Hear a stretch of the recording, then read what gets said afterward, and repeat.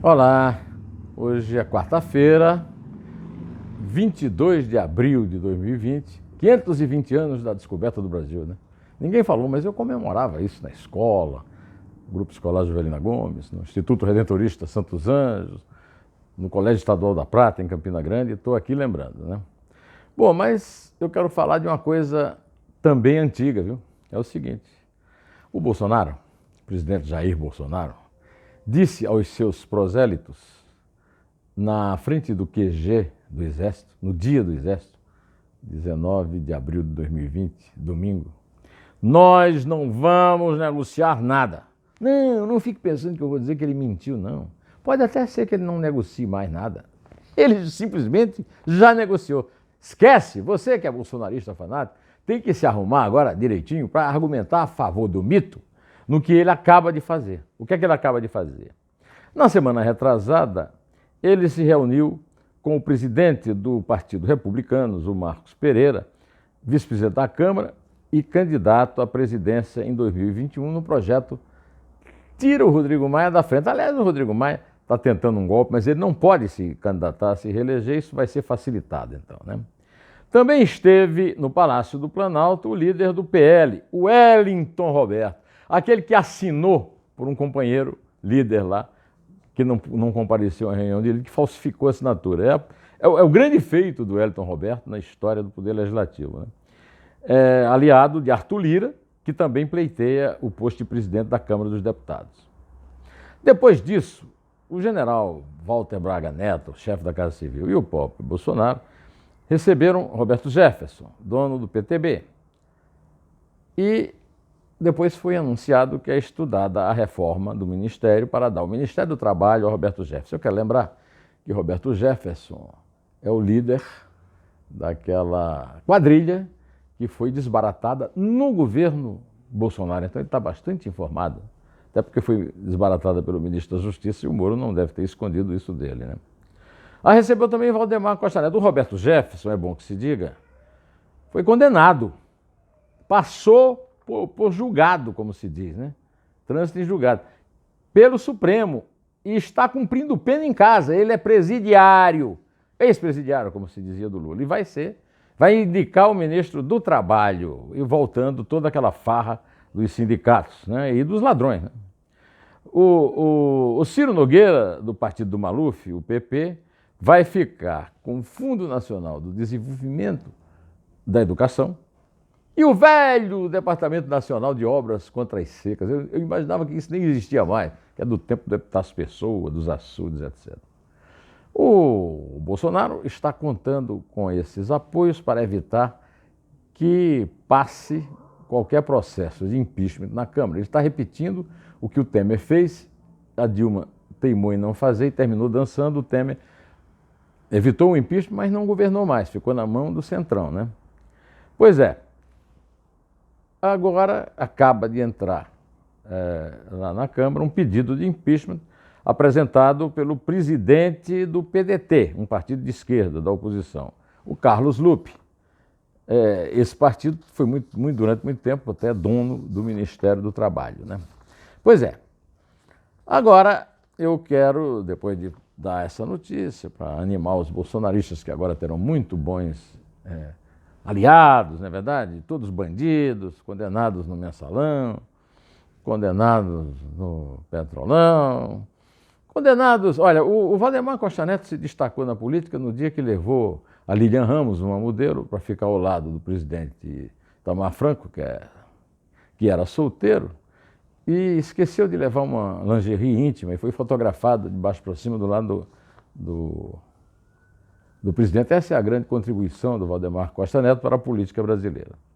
Mas eu quero aqui me dirigir a outra pessoa. Quero me dirigir ao ministro da Defesa, general Fernando Azevedo de Silva.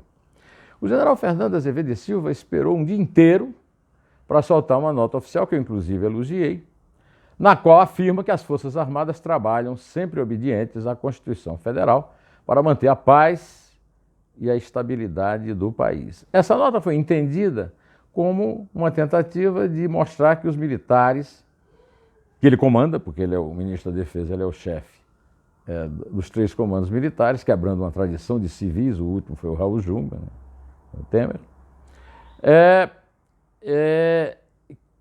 Isso é para mostrar que o Exército der uma Constituição, né? É isso aí. Eu quero lembrar que no dia 31 de março de 2020, quando completaram-se... Como é que é? 20 mais 36, 56 anos do golpe militar de 64, ele soltou, o mesmo general Fernando Azevedo de Silva, soltou uma ordem do dia dizendo que o movimento de 64 é um marco para a democracia brasileira, principalmente pelo que evitou. Essa é a primeira coisa engraçada que eu já vi na vida, numa ordem do dia militar. O que é que ela evitou? Ninguém sabe. Ninguém sabe. Houve o golpe, não houve nenhuma consequência do governo democrático. Como é que se sabe que ele evitou? O general não é propriamente um gênio da lógica, não é verdade? Pois é, eu só queria lembrar o general que ele perdeu uma grande ocasião de provar de verdade que estava a favor da democracia. Se tivesse punido o seu subordinado, em teoria, que é um general da ativa de 4 esteiras, e é o comandante do Exército, que é o general Edson Pujol. O general Edson Pujol permitiu a manifestação subversiva contra a Constituição, o Congresso e o Supremo na frente do QG, que é uma área militar, uma área de segurança nacional. Mandou tropa da polícia, do Exército, para proteger o presidente, ou seja, sabia que o presidente ia lá. No mínimo, ele tinha que ter levado um puxão de orelha. Afinal de contas, não é a primeira vez que o Exército amansa nas indisciplinas do capitão de gravata, Jair Messias Bolsonaro. Na verdade, foi feita a segurança para os violadores da Constituição. Eu ouço sempre o professor Marco Antônio Villa e ele sempre lembra que o doutor Ulisses disse que todo traidor da Constituição é traidor da pátria. Então, essas declarações de amor à pátria que o general Edson Pujol anda fazendo em redes sociais é mentira, viu? São mentiras, são mentirosas. Ele é um traidor da pátria e devia ser punido por isso. O comandante do Exército que trai a Constituição, ou seja, a pátria. Aliás, por falar nessa história do presidente, eu vou insistir em 2 coisas. Por que é que o inquérito com esse comício subversivo está sob sigilo de justiça? Por quê? Foi um ato público, né? Outra coisa, por que é que o presidente está fora? Eu não vou repetir o texto brilhante do desembargador Walter Maierovitch, porque não tem sentido, eu já li ontem. Mas é muito simples, o presidente violou o Código Penal porque incitou a desordem. Agora, no dia seguinte, aí virou tudo avesso, e agora, hoje, acaba de dizer que a imprensa somente. Né?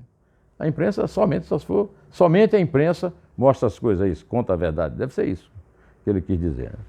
O certo é que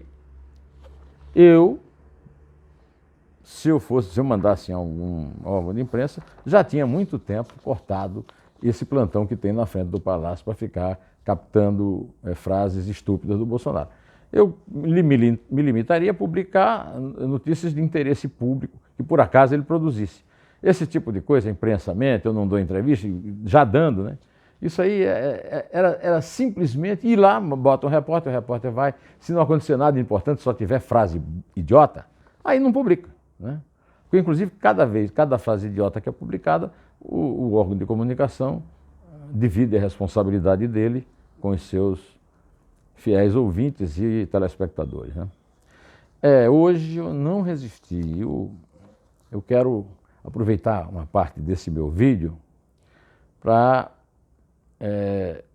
dizer para vocês que o governador Ronaldo Caiado, de quem eu já fui desafeto sério, porque ele me processou por causa de um erro do advogado de defesa dele, ao capturar um comentário que eu fiz na rádio. O governador Ronaldo Caiado deu uma entrevista para o site O Antagonista, que está disponível em vídeo, em que ele falou um monte de coisa lúcida sobre não apenas a Covid-19, ele é médico, é pediatra, como é que se chama? Ortopedista pediátrico, ortopedista infantil. Ele disse que a morte da técnica em enfermagem, Adelita Ribeiro da Silva, de 38 anos, Foi um momento muito difícil para ele e mais a turma lá de Goiás. Em seguida, ele repudiou o gesto de egoísmo, de falta completa de cidadania de pessoas que desdenham da pandemia de coronavírus e ficam brigando com a ciência com base em achismo.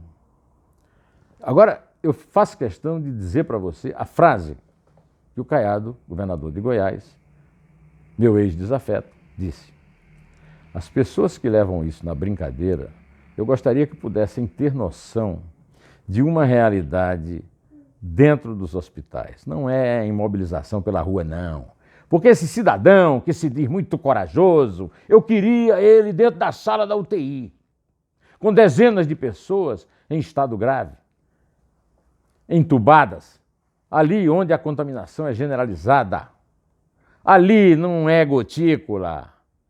Não, nada disso, amigo. Ali é contaminação pelo ar.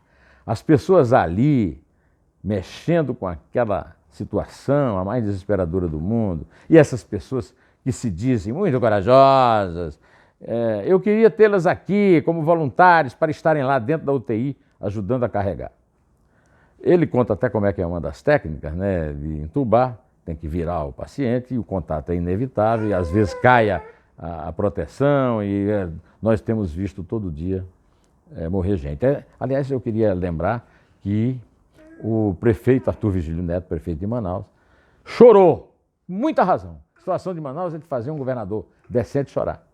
Agora eu queria saber o seguinte: o Bolsonaro, que não faz nada, que não trabalha, não podia visitar Manaus? Não podia visitar Fortaleza? Não podia vir a São Paulo?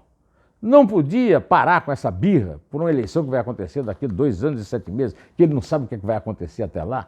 Vamos ter uma depressão horrenda e ele fica marcando reunião para ver o que é que vai haver depois da pandemia, antes da pandemia acabar.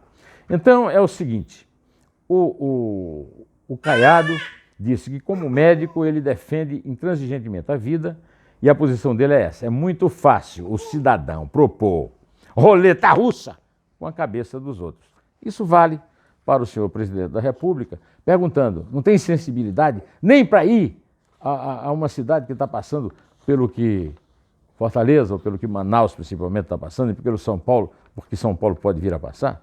Pois então, é por isso que eu estou terminando aqui esse meu contato com você, diário, e hoje o governador de São Paulo, João Dória, disse que vai começar a flexibilizar o chamado isolamento social no dia 11. Até lá nós vamos nos encontrar e podemos discutir como é que isso vai acontecer, porque até agora ele só deu essa notícia, que dia 11 de maio ele vai tornar flexível, né, o isolamento social no estado de São Paulo, principalmente em algumas cidades, mas basicamente em todas em graus diferentes. Vamos esperar para ver o que é que acontece. Direto ao assunto, em pé, só a verdade nos salvará.